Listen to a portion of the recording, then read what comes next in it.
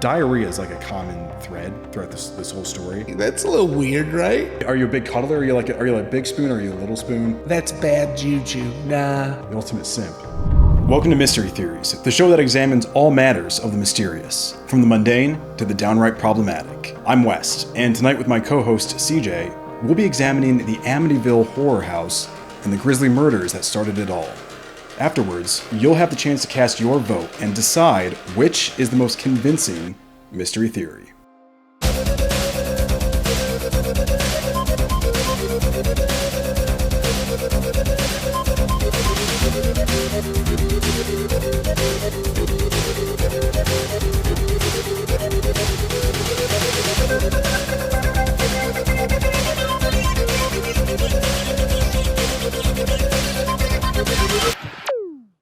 So yeah, when I texted you that we were going to do another one, you suggested, or you joked that we were going to do the OJ case. We're not doing OJ. I didn't have enough time to do an episode on that. But that's not the worst idea. But what is the mystery? The mystery is like, he did it, or he didn't. And he clearly did. So it's gonna be like a 2-minute episode. I don't know. Who knows? It could all be a setup, Illuminati style. Oh, yes. That would be the angle. Okay. All right. Maybe there's something there. Okay. But that's not tonight's mystery, because tonight's mystery is the Amityville Horror. Oh, nice. Not to be confused with the Amityville Horror House. There's a way different. Dude, that's probably, I'm sure there's like an Amityville porn. Yeah, there's got to be an Amityville porn parody. So this is the DeFeo family. So just a seemingly typical middle-class family would later become the center of America's greatest murder mysteries. So the head of the family was Ronald Joseph DeFeo, aka Big Ronnie. He was married to Louise Brigante. The couple had 5 children: Dawn, Allison, Mark, John, Matthew, and Ronald Jr. So is he related to like Ronnie from the Jersey Shore?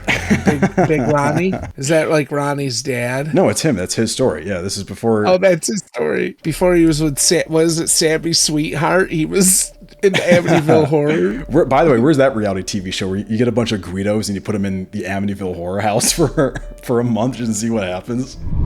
On November 13th, 1974, Ronald DeFeo Jr., the eldest son of the family, used a .35 caliber Marlin rifle to murder his parents, Ronald and Louise, and his 4 siblings, Dawn, age 18, Allison, age 13, Mark, age 12, and John, age 9. Ronald initially claimed that he had discovered the bodies and suggested that maybe a mob hitman was responsible. But eventually he just confessed to the murders, but he always maintained that a woman in a black hood with black hands handed him a rifle and then instructed him to kill his family. Some LARPer came into his house, handed him a rifle, and told him to kill his family.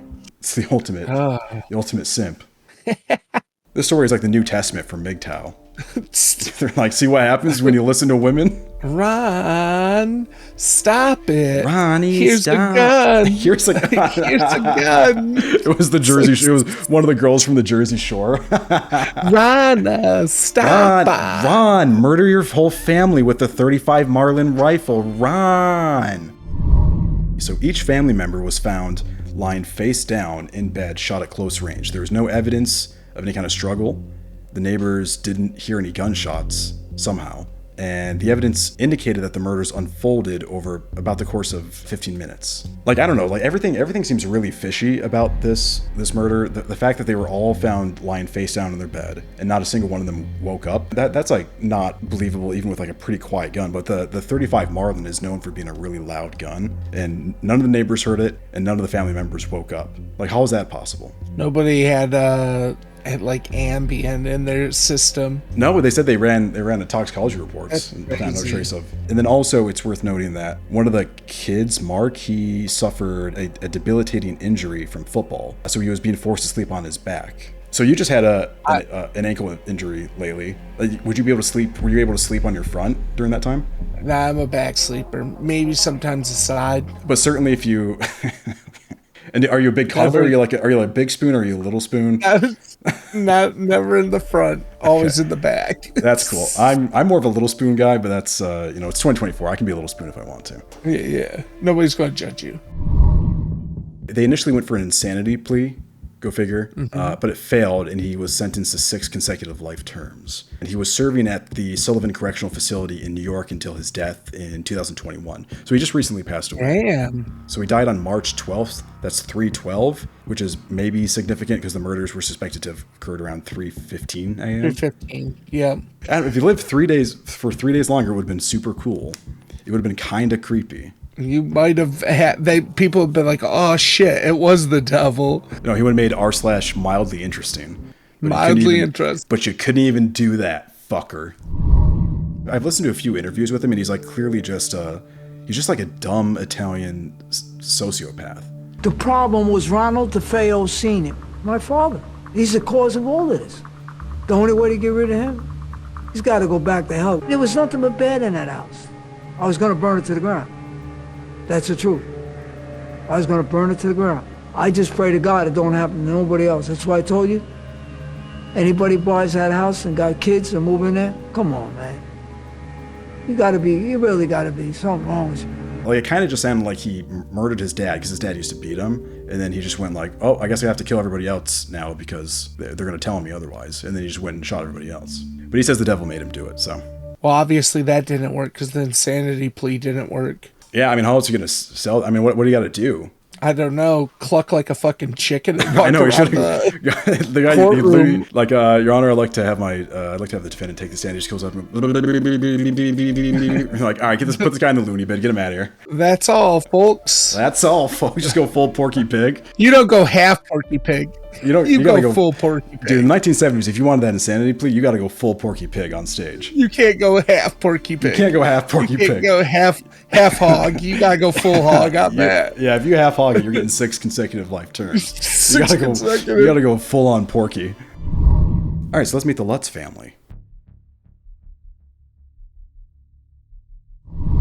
The Lutz family consisted of George and Kathy Lutz, along with Kathy's 3 children from a previous marriage. Daniel, Christopher, and Missy moved into the Amityville house in December of 1975. The couple recently married, and they were looking to start a new life together with Kathy's children, and what they hoped would be their dream home. They moved into this house like just a year after the murders. So they bought this house for $80,000. Damn.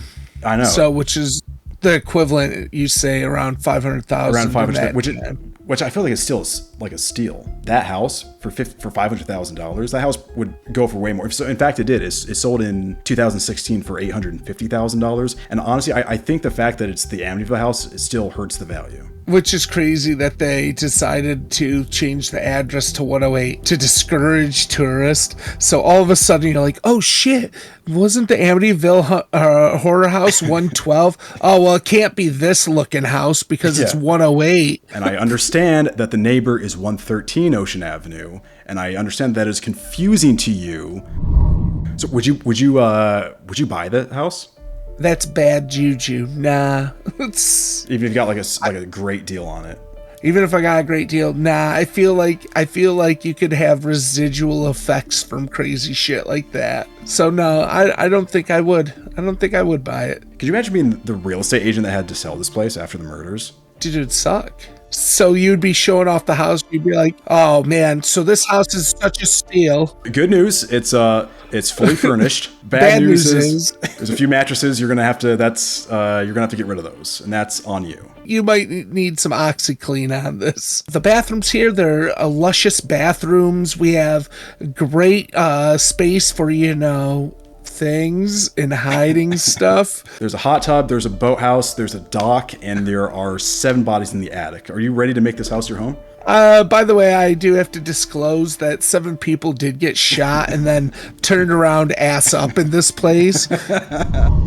The Lutz family moved in and almost immediately began experiencing disturbing phenomena, which included unexplained odors, mysterious black stains, green slime on the walls, swarms of flies in certain rooms during the winter. George Lutz felt incessantly cold, and he would wake up nightly at around 3:15 a.m., which is significant because that's the time that the murders occurred. Their daughter Missy began speaking with this make-believe friend called Jody, which was like a pig or something. There was like a ghost pig involved. Kathy reportedly suffered from invisible touches that caused her to faint and even levitated off the bed at one point. So then the Lutz family, so they shared this experience with an author by the name of Jay Anson, and he published their story in his 1977 bestseller, The Amityville Horror.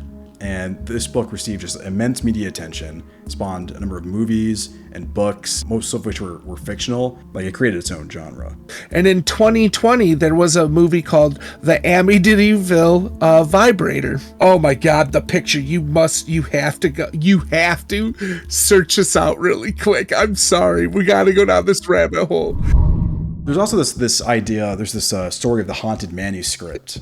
The Amityville car fire. That's what they call the franchise. So yeah, so there were these 3 like separate brushes with death, including one fatal one, that occurred with people in possession of the original Amityville Horror manuscript. So one person had a fire break out in their car as they were transporting the manuscript to the publisher. Another person nearly drowned after they lost control of the car, drove into a lake with the manuscript on board. And a third person did perish in a fire while the manuscript was in their possession, and the manuscript was recovered unharmed. Damn. Let's get down to the evidence. Let's get down to the brass tacks, and let's talk about the theories. Theory number 1 is the haunted house theory. So the primary evidence comes from like the detailed accounts provided by the Lutz family. Their story has remained mostly consistent over time. Keep in mind that there were 3 kids, and they also claim that like weird stuff happened in the house. The priest's experience, he came to the house. So a priest, I think this happened in both movies. A priest came to the house to bless the house, and he heard a voice scream, "Get out," and experienced physical symptoms like blisters on his hands after the visit. And he also got like incredibly sick. Diarrhea is like a common thread throughout this whole story. Like anyone that goes to the house just gets like a vicious case of mud butt. Dude, it reminds me of a Scary Movie 2 with James Woods, and he plays the priest. God, please, Lord, help me to release this demon. That's basically what's in the book. Like, that's a more accurate representation of what happened in the story than any of the movies. Lastly, there's the photographic evidence. So during a paranormal investigation after the Lutz left, led by Ed and Lorraine Warren, an image was captured off an infrared camera that supposedly captured the image of a demonic boy with glowing eyes. Oh, creepy. Yeah, isn't that weird? And so on the left there, you can see that picture, and on the right was one of the DeFeo boys that died. Didn't the Warrens have a child though? Yeah, I think so, but they said that there weren't any. I mean, whatever, it's just their own word. But they said there weren't any kids on the premises that day. Look above the kid, like at the very top of it. Do you see like the face in there? Oh, geez, yeah, I do kind of see a face in there. You do see a face in there, right? Yeah, that's creepy. That's fucking crazy. That's a little weird, right? All right, so let's move on to theory number 2, and that is, it's a hoax. So why would it be a hoax? Well, maybe possibly financial motives. The Lutz family was reported to be in financial difficulty when they purchased the house. There's a lack of any corroborating evidence. There's no physical evidence to support any of these claims. Then there's the admissions by William Weber. So William Weber was Ronald DeFeo Jr.'s defense attorney, and he claimed that he concocted this haunting story along with the Lutzes over like a night of drinking. One, why is the defense attorney of the guy that killed the family talking to the new owners? And hanging out and drinking wine with them. Yeah, why is he involved in any? Weird. That doesn't make any sense at all. Apparently, he came to them with like a book right offer, and then they rejected it. And then that's kind of when he came out and said, like, blew the whole thing up and said they were just devising a story. So it could be 2 things. Like, it could be that he was just like the slimiest lawyer on the face of the earth, and he saw a chance to make a book deal. Right. And then they rejected him, and so he scorned them by like telling lies. Yeah. Or he's telling the truth, and all this whole thing was made up together. And he was just pissed he didn't get a good cut of it. Back to the demon boy. So ghost boy picture on the left, and then on the right was one of the crew that was there that day. I believe his name was Paul Bartz. Paul Bartz, ghost cop. Paul Blart's mall ghost cop. Paul Blart's mall ghost. Mall ghost. Amityville Paul Blart's. Paul Blart's Amity Ghost.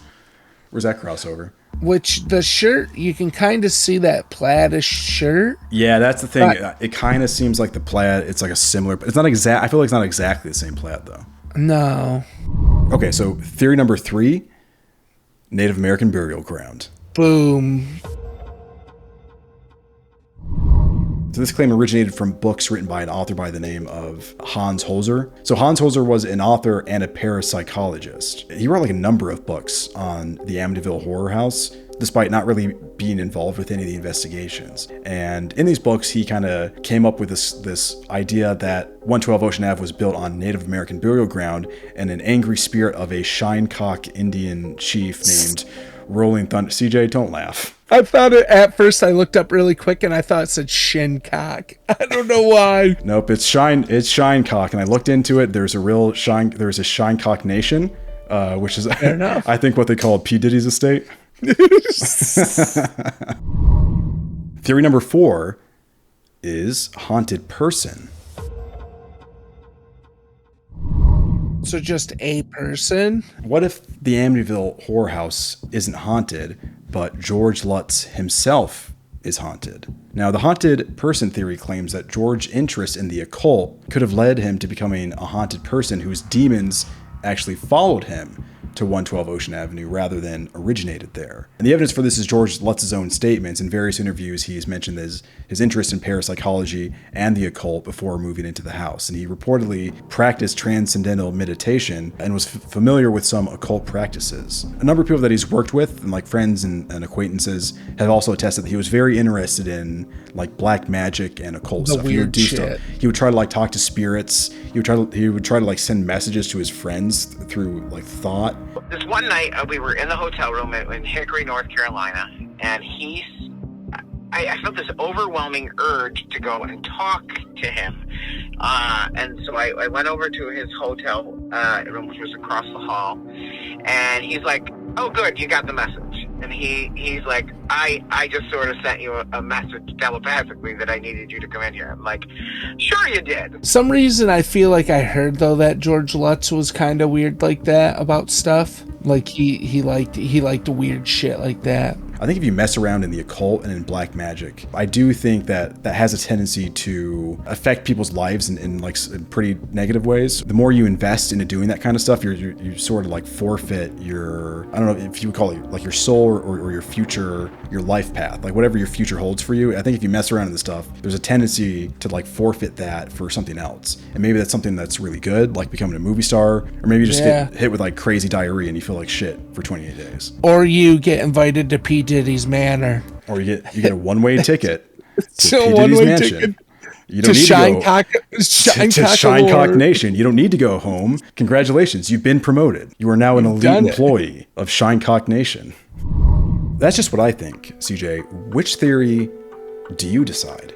So like with the haunted house, I there could be bad residual stuff from the murders that happened before that. Maybe just sticks with the house after that, because that's a lot of bad energy that's just staying there. So I could see that being a thing. The hoax, that I could also see being a thing, because like, all right, so you go and you don't have the money to afford this house, right? And you go, oh shit, let's start like telling my story. Look at how in 2005, Ryan Reynolds, the Amityville Horror, they use Lutz for the name. Somebody's probably paying for that name, you know? The burial ground, I feel like that's the like what we talked about earlier, being like the least of the ideas, just because there weren't even those that type of tribe that was there. It was a completely different one. So like right there, it discredits that whole theory. And then the haunted person one is the fourth one.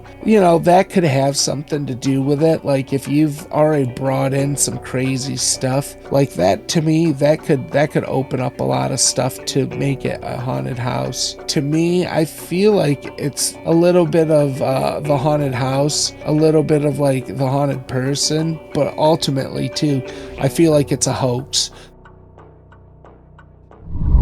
So let's talk about Dawn DeFeo. Dawn DeFeo was one of the victims of the DeFeo murder, but was she possibly a corroborator as well? So Ronald DeFeo, his stories changed over time, and he's had like he's had like a ton of crazy explanations for what happened. One of them was that he did blame it on his sister. Nobody really took it seriously because he's clearly like a dumb schizophrenic sociopath that was just like saying all kinds of crazy stuff. But a member of the family hired a private investigator to investigate the murders, and he found evidence pointing to multiple gunmen and at least 2 guns involved in the crime. So the private investigator, his name was Mr. Race, he said, I can say with almost a reasonable certainty that there is more than one person involved in this. There is more than one gun, and I would say with a very reasonable certainty that there is another party involved in this. And when I say another party, more than one, I say, Your Honor. So here we have an affidavit from Dawn's boyfriend. It says, I swear that I have direct knowledge about Dawn DeFeo as she was in love with me and wanted to come to Florida to live with me. But her mother, Louise DeFeo, and her father, Ronald DeFeo Sr., forbid her from doing so, which led up to hostile incidents between Dawn and her mother and father over all of this. And Dawn was determined to come to Florida no matter what.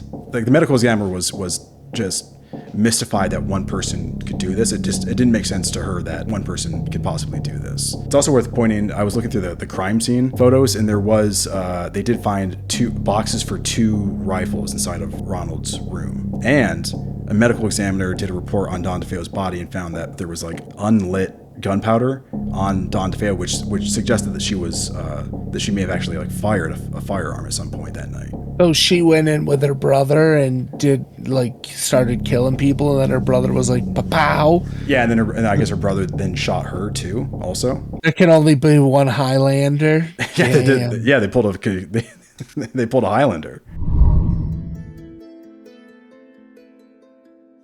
I'll say, like, I feel like the more interesting story is the murder, but now there's so much, like, we'll never get to the bottom of what actually happened that night because there's so much noise in the signal now because of all of the Amityville hijinks. Yeah. Which is probably also a movie. We should try to make just the lowest effort to see what is the lowest just a effort low budget Amityville movie we can get on Prime.